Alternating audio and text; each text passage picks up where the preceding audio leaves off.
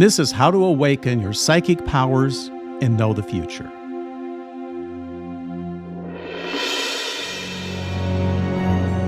I'm Dane Spots, and my mission is to unleash the most powerful force in the universe, your mind. Meditation, design. What is it? Everyone possesses an instinct-intuition function. Extrasensory perception, or ESP as it's sometimes called, is not as mysterious or paranormal as it's been portrayed by the scientific community.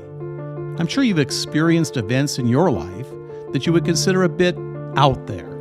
Like you were thinking about someone you know, and a few moments later the phone rings, you answer it, and the person on the other end was who you were thinking about. Or you have a dream, and the next day an event in your dream happens in real life. Or that weird feeling about taking a different route home from work, only to discover later there was a huge accident on the freeway. It's part of what we call the psi apparatus. Some people think it's a gift or something only special people have. It's not. It's part of the human instinct-intuition function, and everyone possesses this ability, though for most it remains dormant and untrained. A breakthrough discovery at Stanford Research Institute in the mid-1980s uncovered a specific technology that involved a set of protocols that would allow anyone with average intelligence to enhance their psychic ability by activating this psi apparatus. It was the beginning of a highly coveted top-secret military intelligence program financed by the U.S. Pentagon. The goal, in the mid-80s, during the Cold War era, was to train intelligence officers in a specialized skill of technical remote viewing, or TRV, as it's now known.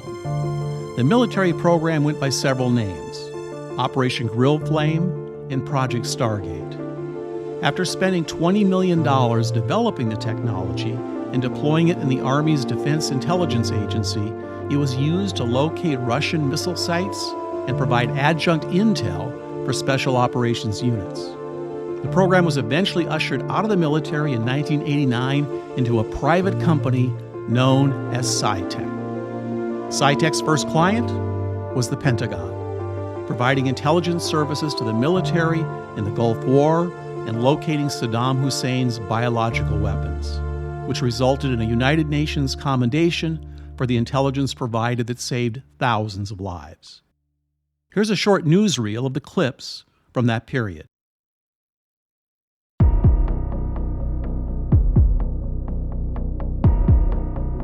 I really have no personal knowledge of that project at this point, so I can't answer the question. Oh, I know about the project, but I can't answer the question. I'm not going to answer that question. A lot of this is classified, and there are some that have a record of being accurate and having some ability to, in essence, foresee what is going to happen. And obviously, in the world of intelligence, that can be very, very important. He had drawn some pictures of places in the Soviet Union that he had never been and which seemed to turn out to be accurate. With U.S. forces about to liberate Kuwait City, a senior American official was worried that Saddam would leave behind a trap, biological weapons designed to kill American troops. Cairo has confirmed that the Defense Intelligence Agency did use psychics during the Gulf War. A key U.S. official told us the program was used to give intelligence leads during the whole Desert Storm period. It was part of a $1 million a year psychic intelligence project, just the latest in a long string of secret American research.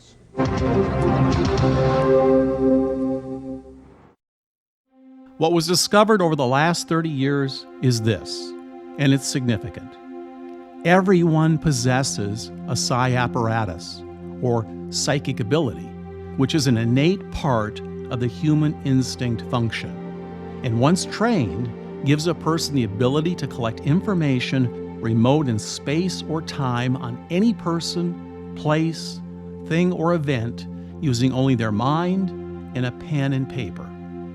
This breakthrough discovery made at Stanford Research and then further developed by SciTech, the private company that ushered this technology out of the military, was how to install this skill into a person's mind, giving that individual the ability to access highly accurate information about anything in time or space, including future events.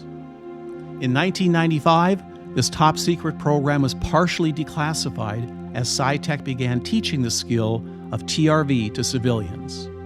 Since that time, SciTech has trained over 28,000 individuals.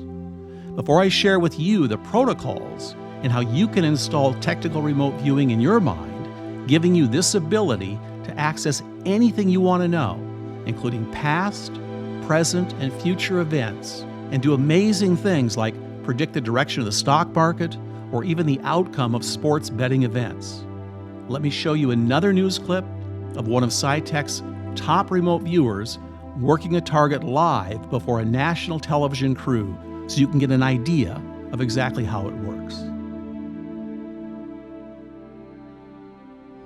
Is it possible to determine the cause of a plane crash having never visited the crash site? Remote viewers say they can do it, like in the case of TWA Flight 800. How does remote viewing work, and is it accurate? Tonight, UPN News 13 investigates psychic intelligence putting one remote viewer to the test while our cameras were rolling. Tammy Taylor is here now with the findings. This is so interesting. It really is. Now, it's hard to believe that someone could be trained to sit in a room, zero in on a blind target, and come up with accurate information about something that is somewhere else in space and time. But we watched it for ourselves. It's called remote viewing, and the U.S. military spent $20 million to develop this mind-boggling technique.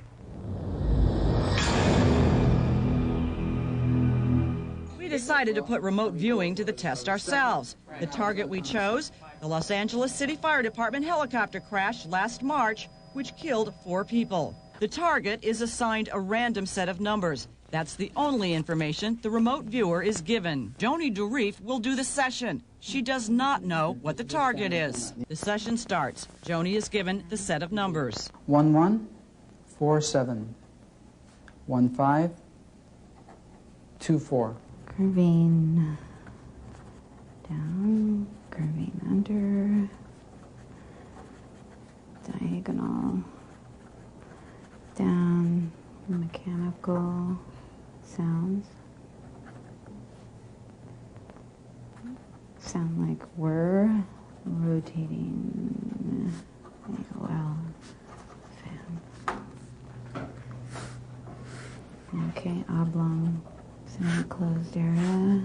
Movement, rotating, oblong. She uses words and sketches to hone in on the target. After several specific stages, the information is drawn into a composite. I'm dealing with people inside of a structure. How many people?